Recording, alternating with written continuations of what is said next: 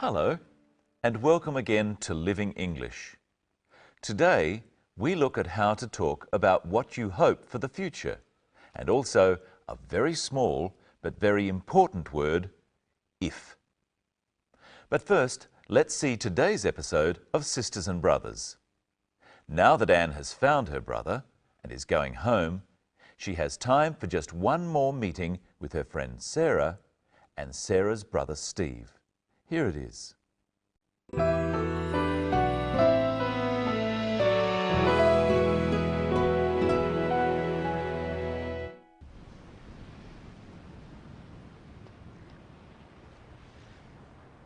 Well, you found your brother, we've ordered your wine, and tomorrow you're going home. Yes. Sarah, thank you for everything. But you'll come back, won't you? Yes, if the wine sells well, I'll be back soon. I feel as if I have a second family here. I'd love to come and see you in Singapore. Oh, yes, I'll show you around. And you must meet my parents. That'd be great. If our business goes well, I'll be able to afford it. There's no ifs about it. You're a very good agent. I'm so happy you're my buyer here. If you like, I'll come to Singapore with Sarah. I'd like that very much. You can meet my parents too. Do you think they'll like me? Of course they'll like you. If I like you, they'll like you. I think I better leave you two alone. Ring me if you need help with packing.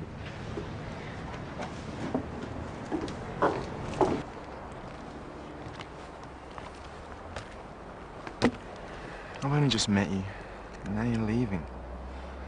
But I'll come back. If you want me to.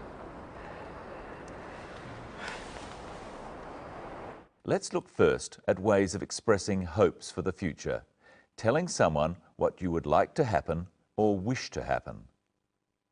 Sarah wants Anne to come back to Australia. Yes. Sarah, thank you for everything. But you'll come back, won't you? Sarah says, "You'll come back, won't you?" She hopes Sarah will come back, and she is also asking Sarah whether she'll come back. Practice with the clip. But you'll come back, won't you? Now practice some more examples at home with the pattern you'll, won't you? Phone me. You'll phone me, won't you? Bring some food. You'll bring some food, won't you? Be back soon. You'll be back soon, won't you? Now try with some different pronouns. He'll be all right. He'll be all right, won't he? They'll come. They'll come, won't they? I'll win. I'll win, won't I? Now listen to how Sarah and Anne discuss what they hope for. I'd love to come and see you in Singapore. Oh, yes. I'll show you around. And you must meet my parents. That'd be great. Sarah says, "I'd love to come and see you in Singapore." I'd love to. I would love to. This is how we express things we really want to do. Not things we know we will do, but things we might do. Practice with the clip. I'd love to come and see you in Singapore. Practice at home with some more examples of I'd love to. Come to lunch. I'd love to come to lunch. Meet your friends. I'd love to meet your friends. Go to Sydney. I'd love to go to Sydney. Anne talks about what she thinks Sarah should do. Listen again. Oh, yes. I'll show you around. And you must meet my parents. That'd be great. Anne says, "You must meet my parents." Must is a strong word. Anne really wants Sarah to meet her parents. Must can also be used for an order. For example, you must not smoke inside, or you must stop at a red light. But in this example, Anne is telling Sarah something she really wants her to do. Practice saying, "You must meet my parents," with the clip. Oh, yes. I'll show you around. Oh, yes. I'll show you around. And you must meet my parents. Now let's look at that little word, if. First, let's look at how Anne uses the word if. Yes, if the wine sells well, I'll be back soon. We use if to talk about possibility, something that might happen or might not happen. This use of if is called conditional. So Anne says she'll be back if the wine sells well. The wine selling well is the condition for her coming back. There could be other conditions. Practice these using the phrase, "I'll come back." If I have enough money. If I have enough money, I'll come back. If you want me to. If you want me to, I'll come back.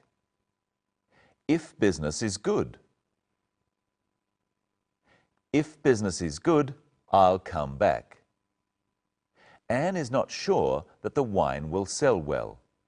If she was, she would use when, not if. When the wine sells, I'll come back. Anne uses the word if twice in this example. Listen again. Yes, if the wine sells well, I'll be back soon.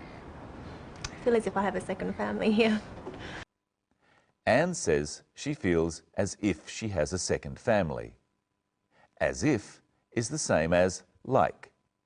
She feels like Sarah and her family are her own family, her second family. Listen now to Sarah thinking about the future possibilities. And you must meet my parents. That'd be great.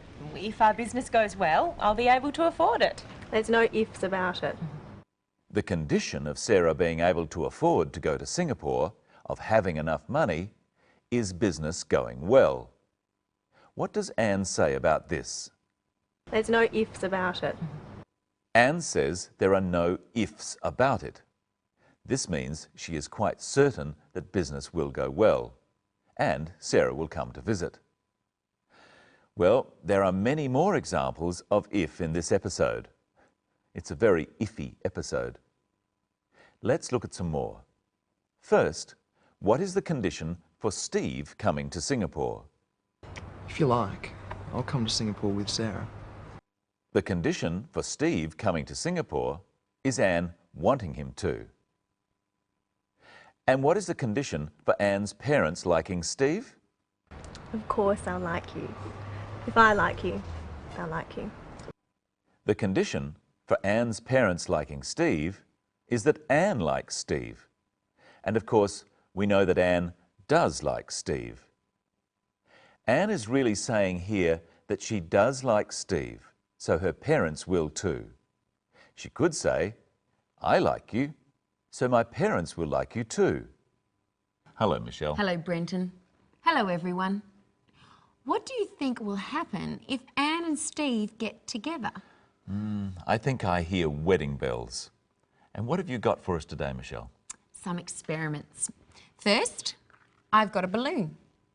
What will happen if I blow air into this balloon? If you blow air into the balloon, it will get bigger.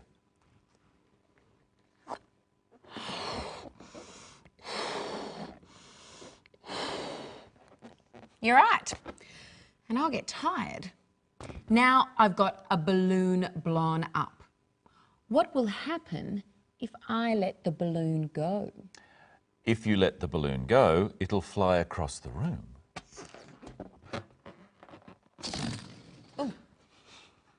Right again. And it'll make a loud noise. Now I'm going to pour some water into this glass. What will happen if I don't stop pouring? You'll make a mess. Right, if I don't stop pouring, I'll make a mess. So I'd better stop. Now, Brenton, can I trust you? I think so. Good. Then you can help me. If you stand up, I'll show you what I want you to do. Right. Now, I'm going to fall back and you're going to catch me. I think I can do that. If you don't catch me, what will happen? If I don't catch you, you'll fall. Yes. And if you don't catch me, I won't speak to you. Huh. Okay. Oh! Thank you. Let's try a few more examples. What will I do if he doesn't catch me? If he doesn't catch me, I'll fall. He doesn't help me. If he doesn't help me, I'll cry. He isn't nice to me. If he isn't nice to me, I'll leave. Now, Brenton, there's another way of using if. What's that? We can talk about things that may never happen. What's an example? Okay, here's a globe of the world. Where would you like to go? Oh. I'd love to go to Paris. But you're not going to Paris, are you? No, unfortunately. But if you went to Paris, what would you do? I'd go up the Eiffel Tower. If I went to Paris, I'd go up the Eiffel Tower. Look at the question again. If you went to Paris, what would you do? We use the past tense with if to talk about things that might never happen. Not things we are actually going to do or plan to do, but things we imagine doing. So, Michelle, where would you like to go? I'd like to go to Indonesia. And if you went to Indonesia, what would you do? I'd visit Borobudur. If I went to Indonesia, I'd visit Borobudur. Why don't you try a couple at home? I'll say a city or country and something to do. Rome. See the Colosseum. If I went to Rome, I'd see the Colosseum. Sydney. Visit the Opera House. If I went to Sydney, I'd visit the Opera House. And tell me, Brenton, what would you do if you won $1 million in the lottery? If I won $1 million, I'd give it all to you. I don't believe you. If I won $1 million, I'd travel around the world. What would you do if you won $1 million? While you're thinking about that, it's time for us to say goodbye.